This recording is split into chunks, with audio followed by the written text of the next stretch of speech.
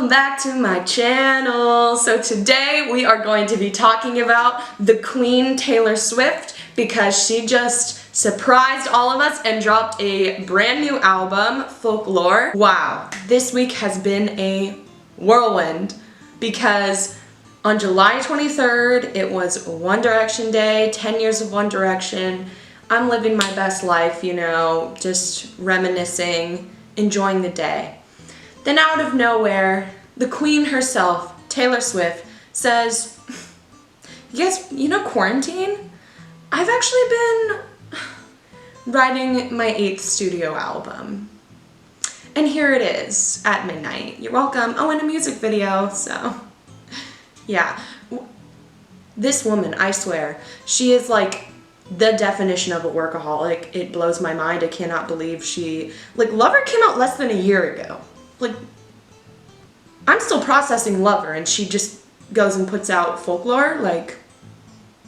So today I'm going to be ranking the songs and talking about my first impressions of the album. This is by no means my final ranking or anything like that. This is definitely just my first impressions, what songs stood out to me after my first listen through. And then maybe in the future I'll do a part 2 to this video and talk about my, you know, how over time this list will change, because over time this list will definitely change with any Taylor Swift album. My song that is the favorite at the beginning never ends up being my favorite after I've listened to the album for like a year. So look out for that in the future, my part 2. And let's get into this. So basically what I did is I went and I listened to all of the songs, but okay, this is an important distinction. I didn't just like listen to the songs like on Spotify or anything. I actually watched the lyric videos that Taylor put out on her Vivo because I feel like with Taylor Swift specifically, you kind of have to like know the lyrics and like really pay attention to the lyrics to understand her songs and to really get into them. And with Folklore specifically, this album is basically just like poetry. It's not, you know, it's not pop or anything like that. Each lyric like means a lot, and there's a story in each song. So I feel like it's really important to read the lyrics while you're also listening to it. Pro tip. So I listened to all the songs and ranked them as I went, and then ordered them from my least favorite to my favorite, but like, let's be honest, I love all of them. So even if it's my least favorite, it's the least of best. Like, they're just all really good. Okay, let's get into the rankings. Okay, so my 16th favorite song on this album is actually My Tears Ricochet. I don't know, this song, I just didn't really connect with it in any way, and it didn't have any, you know, beats or anything that really stuck with me, and it's one of those songs that I just kind of like forget about on my first listen to, so that's why it's last for me. 15th, we have Peace. This is another one that kind of is forgetful in my mind just because I didn't connect with it personally. I did really like the airy vibe to it, and it's like you're like up in the clouds sort of thing, so I liked that about it. But yeah, it didn't stand out to me in any specific way.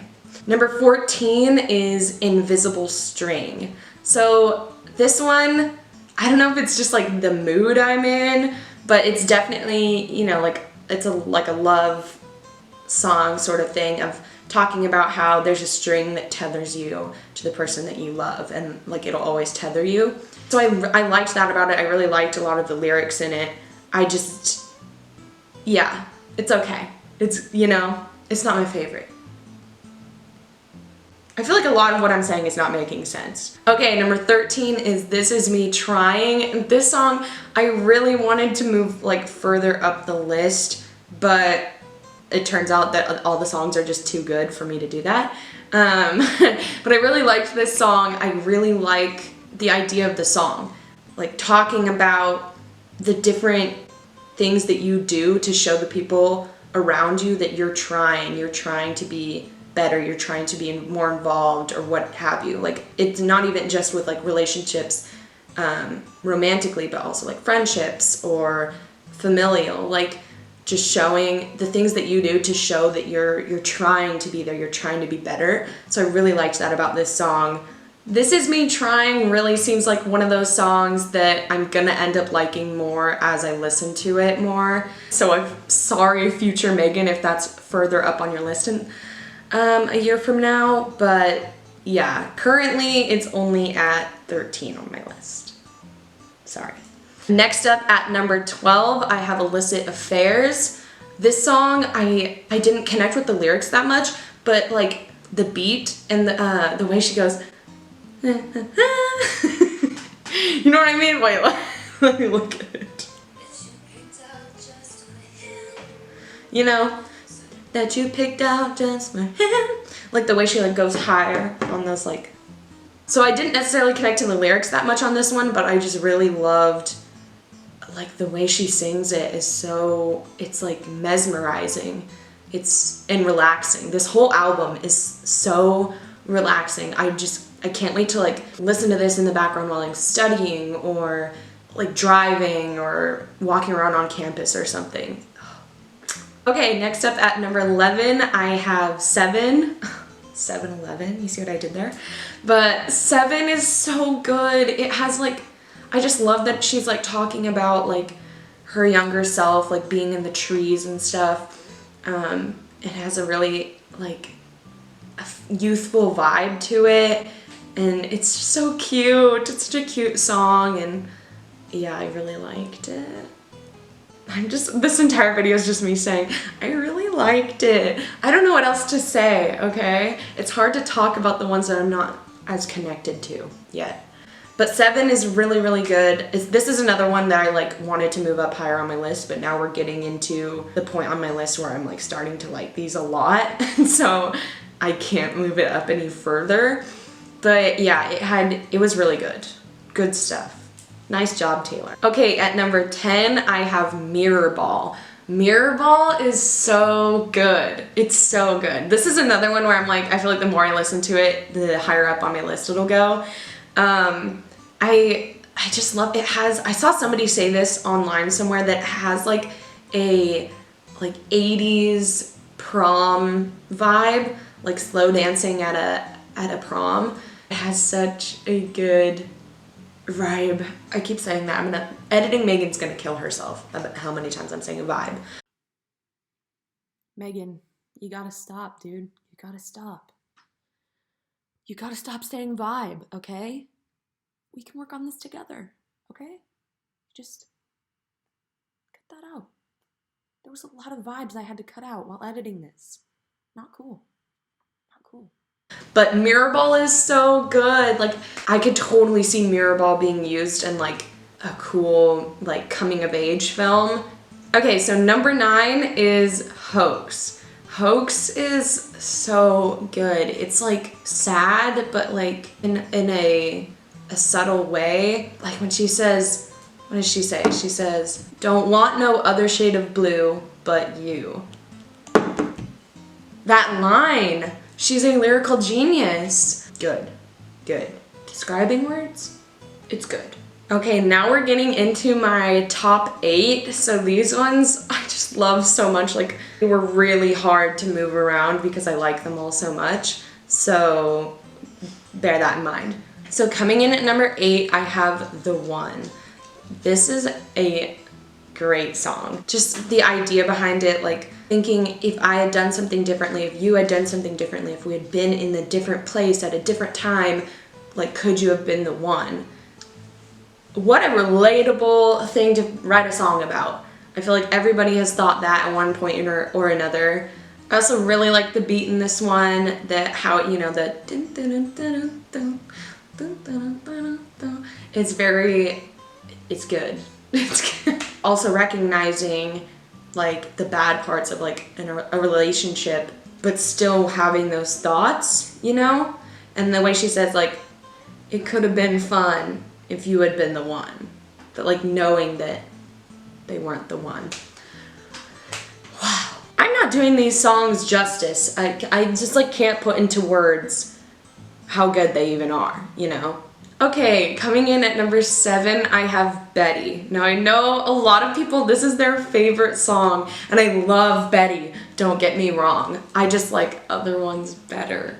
But Betty is really, really good. I love, like, it has like love story or like Romeo and Juliet vibes with the storytelling of it. If you haven't heard by now, Taylor Swift said that there are 3 songs on the album that are basically a made-up story that she came up with of a love triangle between 3 teenagers. And Betty is one of those songs. So Betty is from the perspective of a character named James, who, as far as I can tell, cheated on Betty with a girl in another song that I'll talk about later. So I don't know if it's that element that makes me not like Betty as much because it's from the perspective of James. So of like the cheater, the one that maybe, you know, did the wrongdoing in this love triangle scenario. So I think maybe that taints it a little bit in my mind. But I love this song. It is, like I said, like the storytelling in it is so good. Yeah, because it has like harmonica, like banjo sounding. So it's definitely like a good, like, it's got a good vibe. I'm sorry, I don't know how else to say that. Coming in at number 6, I have August. So August is another part of this love triangle story, but it is from the perspective of the girl that James cheated with. So essentially, you know, like the other woman sort of situation. And I find the like story behind August so sad. So basically, she's talking about how they had this like summer fling and it was the best time of her life, and you know, she like loved him or her, I guess, but James. She loved James. And it was, but the whole time she knew, actually I don't know if it was the whole time or if she just found out at the end. Leave a comment down below if you know. If she knew the whole time that James had a girlfriend or if she didn't know. But anyway, she essentially like knows that those memories in that time was short-lived and that James was never really hers. You weren't mine to lose. That is so sad. That is so sad. You weren't mine to lose. So she's basically like talking about how she lost James, but at the same time, she didn't really, because James was never hers to in the first place. Does that make sense? Anyway, that's a very good song. As you can tell, I really like it.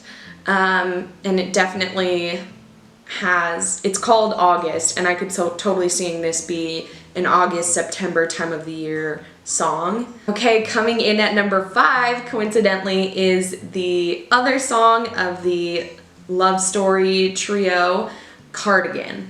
Cardigan is also the song that she just released a music video for, and wow, this song. At first, when I watched the music video, I couldn't tell if I liked it or not, but again, reading the lyrics more and listening to it closer, this one really grew on me. I really like it. So Cardigan is from the perspective of Betty, and it's basically her talking about the entire, you know, relationship, how it went from so good to bad during the summer with the whole cheating thing. And like, I think, again, correct me if I'm wrong, but I think then she ends up getting back together with James at the end, or says like, I wish we could go back to how it was, sort of thing.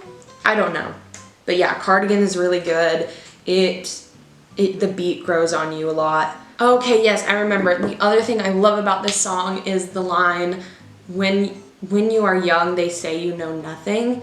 I just feel like that line is so perfectly said, because I was about to say, for anyone that's been young, everyone's been young at one point in their lives. And when you are younger, if people that are older than you automatically have this superiority complex and they just assume you know nothing. Like with everything going on right now in the world, a lot of the times, even though I'm knowledgeable on what's going on, people that are older than me will think that I am like dumb, that I don't know what I'm talking about just because I'm younger than them. So I just find that line very relatable. Yeah, essentially, I love Cardigan. It's very good. Okay, we're now getting into the top 4, and these ones could honestly, I could move them right now. Like, that's how much I love them. I almost considered just doing a 4-way tie. My number 4 is The Last Great American Dynasty. This song is so good. It's so good. I love the beat of it. It's so catchy. I don't totally understand the story of it yet, but it seems to me like there is a sense of like the town vilifying this woman that keeps getting talked about in the song, and like, I don't know if it's like talking about like how our world vilifies women really easily, or something, but oh, it's so good. It's such a good song. This is one I could see myself like singing a lot. Okay, yes, I forgot. So the woman's name is Rebecca, and it's definitely like, so she marries a wealthy man, and it's definitely the town gossiping on her, or speculating that she's crazy, and you know, how did she marry him, and all this stuff. But the song is just so good. Like, it has this like, okay. My number 3 is Mad Woman. This song, the power. So I've read some speculation that this song is about Scooter and her relationship with her past record label and stuff. It makes sense, like, if you read the lyrics. But so essentially she's talking about how so much was taken from her by him, and she got angry, of course, because of how much credit and stuff she wasn't getting for her own work. But because she was getting angry, that's what people are focusing on and saying, well, why are you getting angry? And that makes her angrier, you know what I mean? So, oh, this song, again, is very relatable for any woman, I think, that for the experiences you go through of like people telling you, why are you getting angry? Why are you upset? And that just makes you even more upset when they say these things. And basically it's like this social construct that women are supposed to be silent and complacent and, you know, always be nice to everyone sort of thing. And no one likes a mad woman. And then she also talks about how because there's this huge social construct that is centered in the patriarchy, that there are women who are brought up to believe these things too. And so there are women, or as she says, women like hunting witches too. And so some people think she's talking about too with like how Scooter's wife defended him and lashed out at Taylor and stuff like that.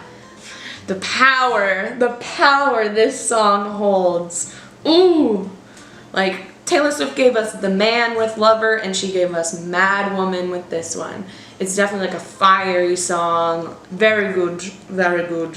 Okay, my top 2 are definitely like, could switch depending on my mood. But for now, my number 2 is Epiphany. This song came out of nowhere because it's further down on the track list, and I was already solidifying my, you know, my top 3 or whatever. And this song just came out of nowhere, hit me like a giant gut punch, and I cried listening to this song because, so essentially this song is about Taylor's grandfather or great-grandfather, I think it's her grandfather, who fought in a war a while ago, right? But it's also about the current situation with the pandemic and first responders and nurses and stuff like that. And it's so sad. It's so sad and like heart-wrenching, and it's sad because everyone can relate to it in some way. It's got this like soft piano and like Taylor's like airy voice, and I couldn't help it. I feel like each time I listen to it I get choked up. People think like this part is talking about like veterans and stuff, but also like first responders and nurses and doctors. With you I serve, with you I fall down, watch you breathe in, watching you breathing out. It's like saying like how they're there with you, through the whole thing, and they like see, they see everything, and it's so sad. Or something med school did not cover, someone's daughter, someone's mother. Hold your hands through plastic now, doc, I think she's crashing out. And some things you just can't speak about. And you expect me not to cry? So yeah, I love Epiphany so much. I'm a sucker for sad songs. Okay, and my number one, and I'm sure this is a lot of people's number one song off the album, but Exile. Exile is incredible. It is a masterpiece, a work of art. Like, I was listening to it and I was just, I was at loss for words. It's so beautiful. It is her collaboration with Bon Iver, and their voices together are so good, and I love the way that it's written with the back and forth of their perspectives of, okay, wait, what, let me look up the lyrics. Okay, this one has a lot of lyrics I like. I mean, are we surprised? No, because this is my favorite song. But I love I think I've seen this film before and I didn't like the ending. Sis, she went off with that lyric. Okay, yes, this is what I was talking about with the back and forth, with him singing "You Didn't Even Hear Me Out" and her saying "You Didn't Even Hear Me Out," or him saying "You never gave a warning sign" and her saying "I gave so many signs." Just like, there's a bunch of lyrics like that in the song, but having the back and forth while they're singing, you hear the differences in their experiences with the relationship, of like him swearing she's doing this out of nowhere, and her thinking, I gave so many signs, like I tried and I tried and I tried, but you didn't see any of it. It's so beautiful. Oh, it's such a good song. It's such a good song. Like, I don't even know what else to say about it. I just love it so much. But yeah, so that is my complete ranking, first impressions of Folklore by Taylor Swift. I'll put like the final list or something right here. I don't know. But yeah, this album is so good. It honestly, album of the year, like, she went off. I still cannot believe she just wrote this during quarantine casually and was just like, here you go. Here's a work of art. If you guys want me to do any other types of videos like this, talking about music or anything, let me know. I'm not super into music necessarily. Like, I'm one of those people that just like listens to like show tunes or like old music and stuff, and then like Taylor Swift and Harry Styles. But if you'd like me to talk about music, let me know. Oh, by the way, the bonus track, The Lakes, couldn't find it anywhere, so sorry that's not included on this ranking. But yeah, thanks for watching. Comment down below what your ranking is or what your favorite Taylor Swift album is, and I will see you guys next time. Okay, bye!